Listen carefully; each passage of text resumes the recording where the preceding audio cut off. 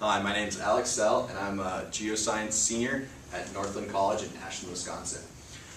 To begin with the onset of global climate change and the increased variability of weather systems, it is important for water resource managers to understand the fluvial systems and their responses to varying discharge.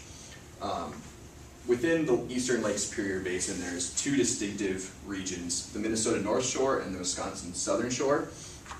Within these two basins, I selected 7 different streams to analyze.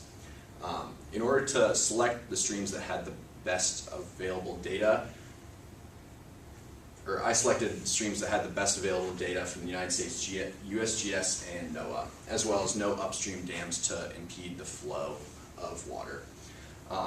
Atmospheric data was collected from March 1st through May 31st to represent the spring melt period, as well as 1975 to 2015 to encompass a large data set.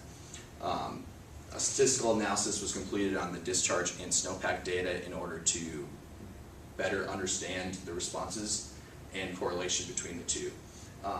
The presence of clay-rich lake sediments was also noted using ArcGIS and Google Earth within the dark brown shaded on the maps as well. The percentage of the basin was also calculated that encompassed the clay-rich lake sediments. A lag correlation was calculated for the high snowpack years to determine the relationship between snowpack and discharge.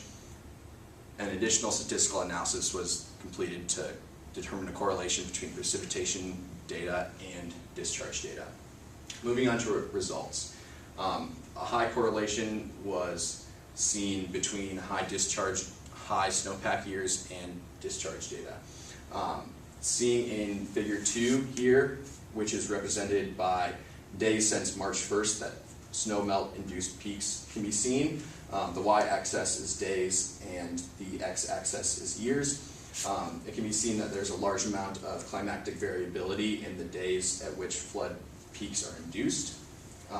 Within figure 3, figure 3 is daily averages for 3 different systems within my chosen stream systems. The blue line representing snowpack in inches, the orange line representing discharge in CFS. It can be noted that there is a negative correlation between the snowpack at the beginning of the year and the discharge that responds to it. I was interested in the lag time that is possibly correlated between these two, so I created 3 different lag correlation graphs for the different stream basins, the Brule, the Pigeon, and the Bad River. And it was seen as the lag decreases, there's an increasing negative correlation between the two, which shows that there is a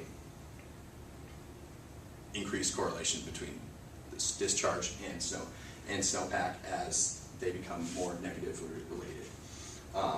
On to the discussion, there's many different possible areas of error within this study, as well as things that need to be taken into account, including the accuracy of the discharge data and the rating curves, as well as the accuracy of the snowpack and precipitation data.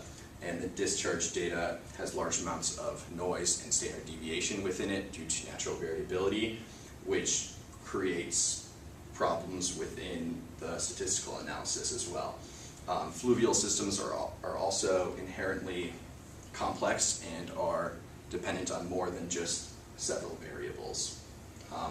In conclusion, more research is necessary, and the number of streams and data points within them need to be increased. There are many more variables other than discharge, precipitation, and snowpack that determine the discharge regimes of fluvial systems. The lag correlation is also dependent on each individual year and as well as the fluvial system themselves.